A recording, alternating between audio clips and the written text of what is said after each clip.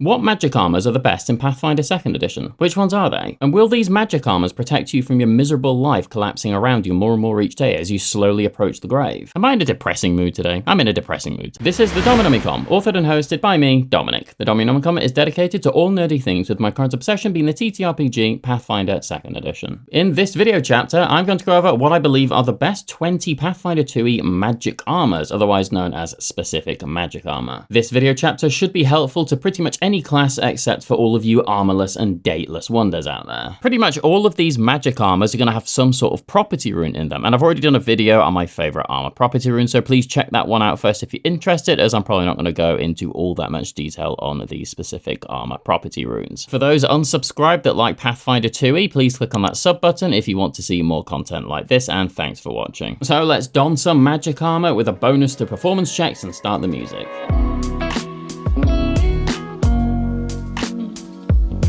Right, as ever, I better do an explanation as to what it is I'm talking about. So magic armor in this system can actually refer to any armor that has a rune placed on it. However, I'm talking specifically about the specific magic armor for this video chapter. That is magic armor that already comes with different sorts of runes and usually has some sort of either active or passive ability. There's just over 120 of these armor types. Some are amazing, some are kind of meh, but they all follow the same restriction. You are unable to etch any property runes onto these armor types. You can still throw on better fundamental runes, so your +1 on resiliency, etc. That's totally fine, but you're not able to add anything like shadow runes or energy resistance and the like. This is usually because the armors already come with some sort of ability baked in, and as I said, an active or passive ability as well. They're already pretty powerful, but they're the sort of armors that you want to use for a while and then swap out when you gain access to much more interesting property runes. Aside from that, they describe their own limitations in the description for the armor itself, so there's not a lot more to go over explanation-wise, aside from these armors following the investment rules, which is that you have a limit of 10 items you can invest into without certain feats to increase that amount. As for the top 20 that I'm going to feature in this list, outside of unique magic armors, rarities don't matter to me, nor do price or any sort of access requirements. I'll be looking at the armors that I think are genuinely the most effective, most practical, and have the coolest abilities that can actually be used more than just when the stars align. I'll try to pick from a wide list of armor types, so it's not just going to be all heavy armor in this list, and we'll start with the lower levels and go higher as ever. Any armors that have more improved, higher tier versions of themselves I'll include as part of the initial pick.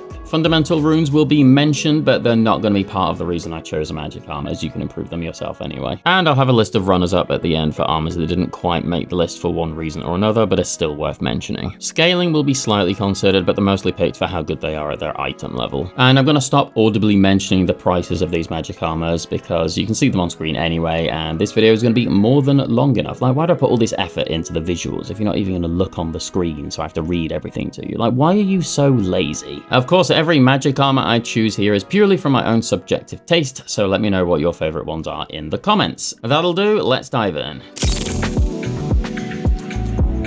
Reactive Mail is a level 5 magic armor, which makes sense because that's the earliest level you can start getting this sort of armor, and its base is Chainmail. How this works is as a reaction once per hour, when a creature within 15 feet uses a manipulate action, you shoot a spike at them, dealing 2d8 piercing damage with a DC 20 basic reflex save. And if they critically fail that save, the triggering action is disruptive, and that's what makes this really cool. You can disrupt spells, you can disrupt enemies, drawing out new items and stuff, etc. Lots of different ways to utilize this cool magic armor. Plus, there's a greater version at level 11 and a major version at level 17, and they both increase the damage and DC. Really cool. On to number 2, lols.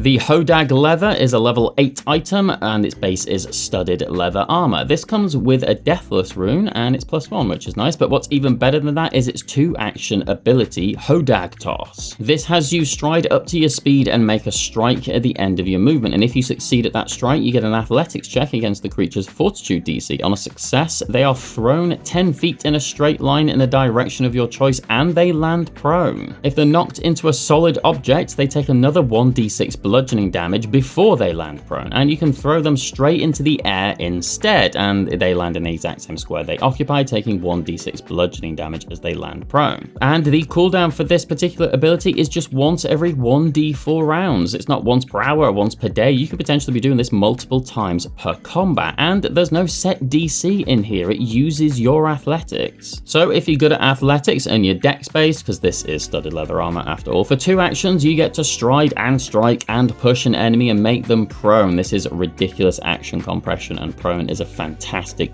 debuff. It's very strong and honestly one of the best magical armors you can get. Next.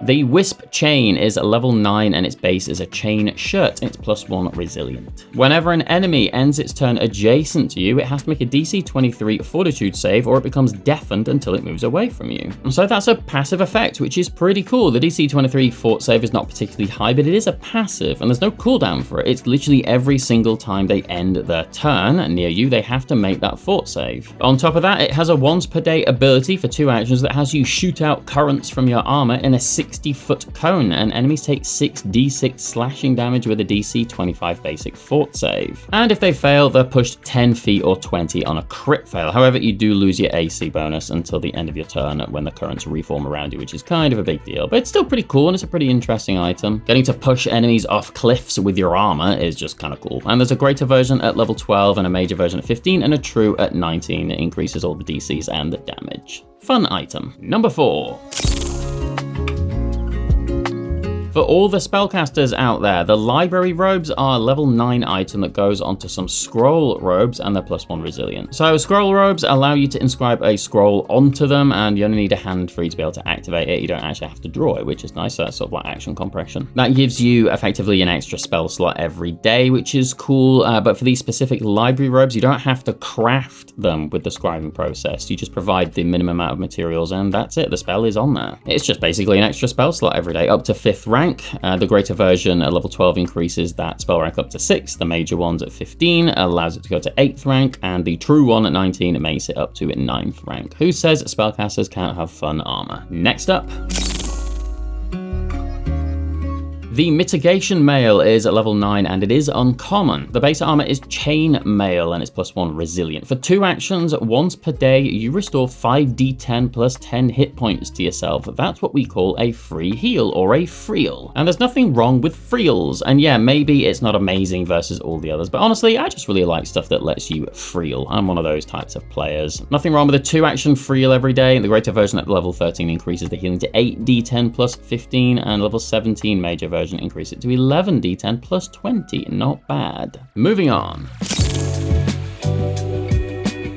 The Mamlambo Scale is level 10 and it is rare. The base armor is Scale Mail. This version is +1 resilient. And for 1 action, once per day, it sheds dim light in a 20-foot emanation and lasts a minute, though you can extinguish it with an interact action. A creature that begins its turn in that 20-foot emanation must attempt a DC 26 will save, and then they're immune for an hour. On a crit success, nothing happens. On a success, they're slowed 1 for a round. On a fail, they are fascinated. For as long as they remain in the light, they have to spend an action moving towards the light, kind of like a moth. And then if they end that movement adjacent to you, they're slowed 1 until they're out of the light or until you give it a whack. On a crit fail, it's the same as a fail, but they're off guard against that first strike. That's really fun, really interesting, and pretty different. There's not a great deal of armors or anything really in this system that does stuff like that. And being able to make creatures slowed 1 is just pretty awesome, and it lasts a whole minute. That's basically the whole fight. Good stuff. Number 7.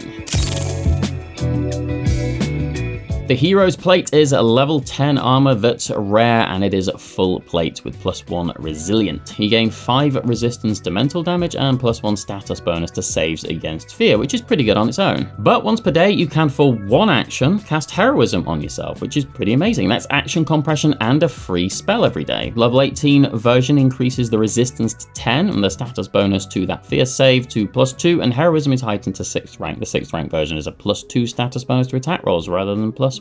Awesome stuff. Next armor, please.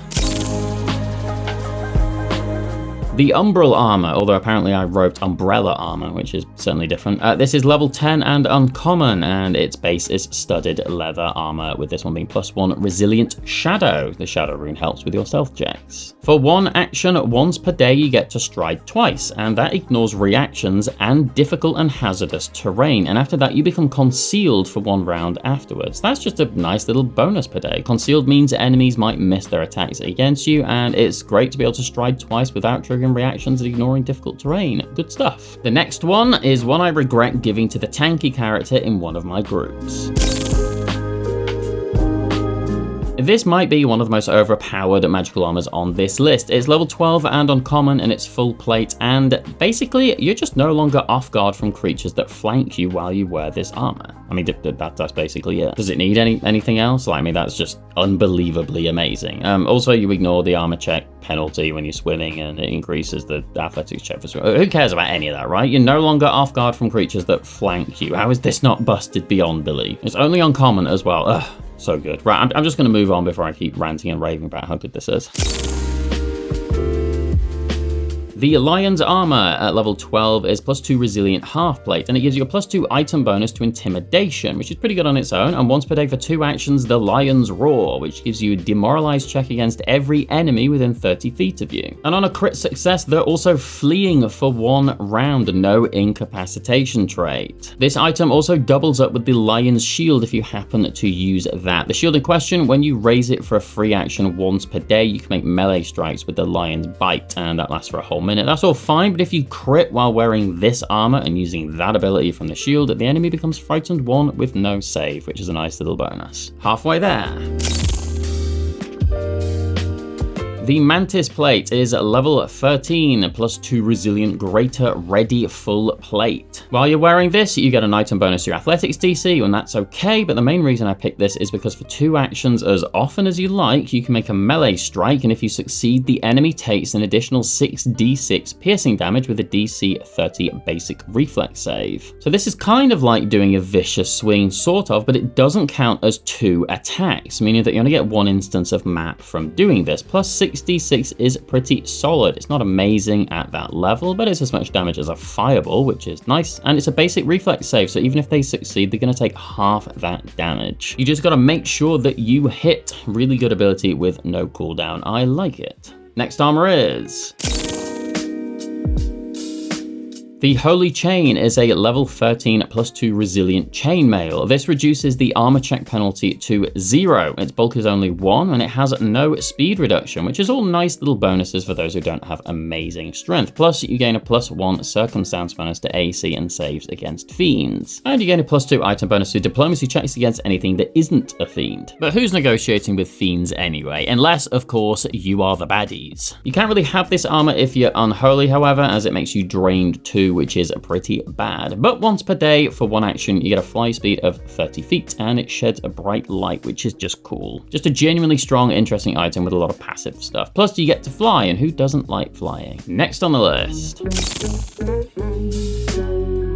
The Noxious Jerkin is level 13 and rare. It's a +2 resilient padded armor. As a free action, whenever you are grabbed or hit by an unarmed attack, which is quite a lot of enemies in PF2E. Honestly, there's so many monsters in this system, like aberrations and stuff, that have unarmed attacks. Your enemy must attempt a DC 28 fort save. And on a success, they're fine for a minute, but on a fail, they're sickened 1, which is an amazing debuff. On a crit fail, they're sickened 1 and slowed 1 for a round. And that's just really good stuff. Sickened is very strong indeed. Plus, this Jerkin does indeed make you stinky, which is not all that difficult roleplay for Pathfinder players. Do you get it? It's because I'm saying that you all stink because you're nerds and stuff and you live in basements. I'm going to move on before I get some complaints. The Lifesaver Mail. I like this one because it does what it says on the tin, unlike the Summoner and Kineticist class. Don't get me started. So this is level 14 and a +2 resilient Fortification Splint Mail. Fortification is amazing by itself, and I mentioned it on my top armor property runes video. Basically, every time you get crit, it's a DC 17 flat check, and it turns that crit into a normal hit, and it's just every time with no penalties or anything. It's crazy good, but it does increase the bulk of the armor by 1, and its strength modifier to reduce those penalties by 1. 1 also. But that's the rune, not the armor, and as for this armor, once per day as a reaction, if you would die, you instead get Breath of Life cast on you, which is going to heal you and get you straight back up. Also, for 2 actions, you can cast a 5th rank shield spell on yourself, which is nice because you can also shield block with it. It's great for someone who doesn't have the shield spell or who maybe uses shields and the shield gets broken, so they can use this instead. At level 20, there's a greater version which increases that shield spell to 9th rank. Good stuff for non-spellcasters. Next magical armor. The Glorious Plate is a level 14 rare +2 resilient full plate magic armor. So this sheds light in a 10-foot radius, and when an enemy looks at the wearer, they have to make a DC 33 will save, and then they're immune for a minute. On a success, nothing happens, but on a fail, all of your allies within that 10-foot radius of light are concealed to the enemy. They have to stay in the light to be concealed, but allies that enter the light later are also concealed, which is really awesome. And remember that concealed is a DC 5 flat check for the enemy to be able to target one of your allies. On a crit fail for that will save, they are hidden instead, which is a DC 11 flat check. Plus, once every 10 minutes for 2 actions, you can cast Sanctuary on yourself. Not sure how useful that's going to be, because I'm pretty sure you're going to be battering people if you've got full plate, but hey, if you're playing a tanky class and not hitting enemies and just letting them hit you, it's delicious stuff. 5 to go. Fungal Armour is level 15 rare, and it's a +2 greater resilient studded leather. Once per day as a reaction or an action, when you are hit by a melee, ranged or spell attack, the attack misses you entirely. And correct me if I'm wrong, but this doesn't specify if it was a non-crit, it just says a hit, and I believe a crit counts as a hit maybe, so this possibly counts for crits as well. Well, the point is it completely negates that hit, and the fun part of this is that it turns you into a cloud of spores after that happened, giving you the vapor form spell for 1 minute, though you can dismiss it immediately if you want to. But you may not want to dismiss it, because each breathing creature that begins its turn within 10 feet of you is going to take 6d8 poison damage with a DC 35 basic fortitude save while you're in that form. So it's just pretty fun. It potentially negates an attack entirely or a crit entirely and turns you into a gas if that's your jam. I don't know why it would be though. On to the next magic armor. The Black Hole Armour is level 16 and is +2 greater resilient fortification fortress plate. That was a lot of words. This gives you resistance 10 to physical damage from ranged attacks, which is pretty strong on its own. Now, once it's had 6 projectiles shot at it, it can glow. Now, this only counts when these ranged attacks miss you or hit and deal no damage. But once that's happened, for 1 action, you can shoot all 6 of them out in a 10-foot burst within 120 feet of you, which is 10d8 piercing damage with a DC 35 reflex save. And then you need to absorb those projectiles again to do it again. Plus, as a reaction, once per minute when someone's targeted within 20 feet of you with a ranged attack, you can choose to take that damage for them instead. So this works out really well for sort of guardians or champions and the like that want to take damage for their allies, especially if you need to recharge the 1 action ability for this. So definitely a tanky armor, and I rather like it for that. Plus, shooting projectiles at people with black holes is just freaking awesome. 3 left to go. The Armor of the Holy Warrior is level 16 and rare, and it's a +2 greater resilient half plate. Now this increases your item bonus from the greater resilient rune that it has on it from +2 to +3, and if you give it a major resilient, it increases it from +3 to +4. So that's just a +1 on all of your saves while you're wearing this armor versus basically everyone else. There's also a little teeny tiny bonus if an undead critically fails an unarmed attack against you, it takes 1d6. I guess that will be vitality damage now, but I mean, whatever. I mean, that's fine, but the main thing is the actual save bonus, which is crazy strong. Plus, once per day for 3 actions, you can cast a 3-action version of the 6th rank heal spell, which is nice. On to the penultimate armor. The Jerkin of Liberation is level 17 and is a +2 greater resilient studded leather. It's as light as silk and its buttons and studs are gleaming crystal. This just gives you a +15-foot item bonus to your speed. That is a passive effect and it's permanent, and any attempts that impose penalties to that speed must counteract the Jerkin of Liberation or they have no effect on you. And it even makes you a little bit stronger against incapacitation effects. You use the Jerkin's item level or your own, whichever is highest. Nice little bonus. But honestly, the speed bonus is just amazing. Last and but not least, I don't know why I said it like that.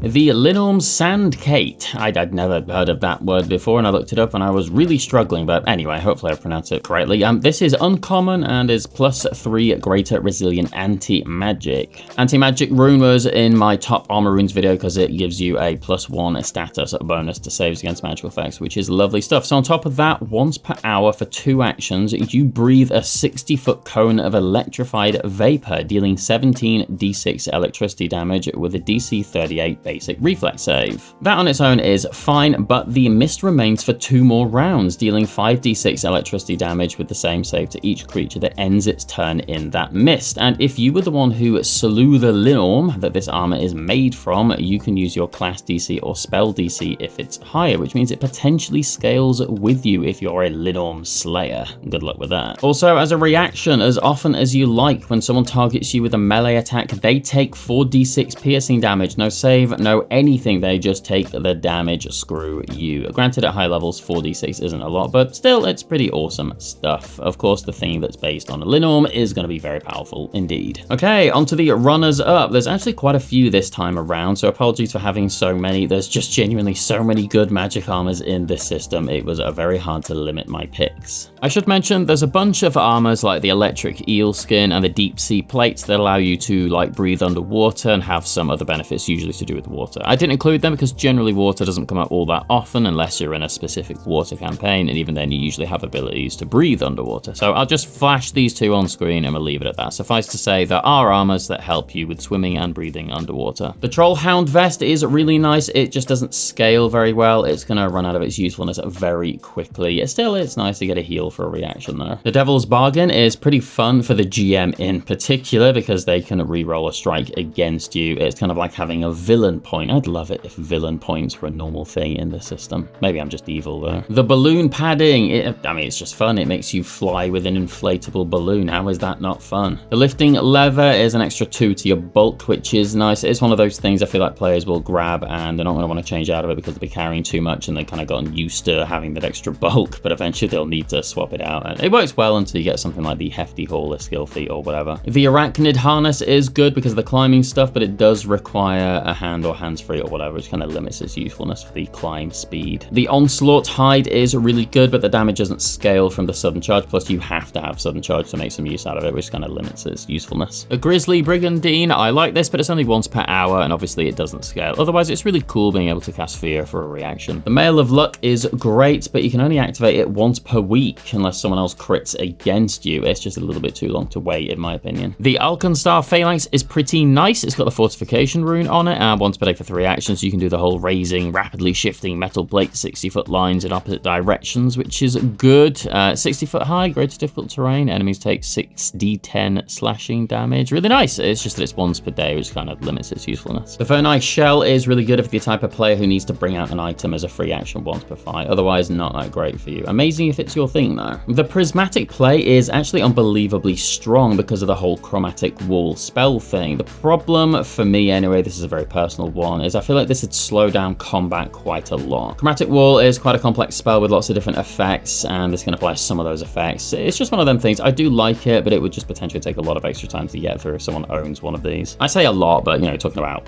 10 seconds or whatever. It's just extra faff, that's how I see it. The Juggernaut Plate is really good. You stride twice, and if you went up to 60 feet, you deal that amount of damage, which is really strong. It's just at those levels, you're probably going to be dealing like 30-ish plus damage with every attack anyway, so it's basically just like 1 extra stride. It is nice. It's saved, though. It's not a strike. That's cool. Plus, objects take double damage, which is really cool, but yeah, it's quite niche because you have to go in a straight line, and it has to be 60 feet if you want that max damage. The Ouroboros Buckles are really cool and weird. You get fast healing 15, but every time you regain health from that, you turn into a swarm of tiny snakes, which is kind of mental. It's basically every turn you're going to get this polymorph effect. It's really weird. It's just, I have to include it because it's just really weird. It might be amazingly good. It has some pretty cool abilities, but it's just really weird. I can't not include it. The Breastplate of the Mountain is great, but it is an Apex item, and you can only be affected by 1 Apex item at any given time. But if you want Constitution to be your Apex, then this is amazing for you. And that is my list. this video has gone on for way too long, so I'm just going to ask everyone, please leave a comment on what your favorite magical armors are, or if you've used any of these before that I've listed to great effect. Otherwise, please subscribe, share with your friends, please like, please click all the buttons, and please help make this channel grow. And thank you, my dear viewer, for watching. I'd like to thank my artist, Leandro Notado, as ever. He was really easy to work with, great guy. Please check out, linked in the description if you want to commission some of his art. He's done art for Roll for Combat, which is really awesome. And then I'd like to thank my archivists and members: Max Magnus 20019, Ozzy Smith, Nikola Milenkovic, Carl Travis, Bentfair, Apterix13, and patrons and archivists Clash Q and Patrick O'Donoghue. But for now, this is Dominic of the Dominic Nomicon, wishing you a fond farewell, and until next time, goodbye.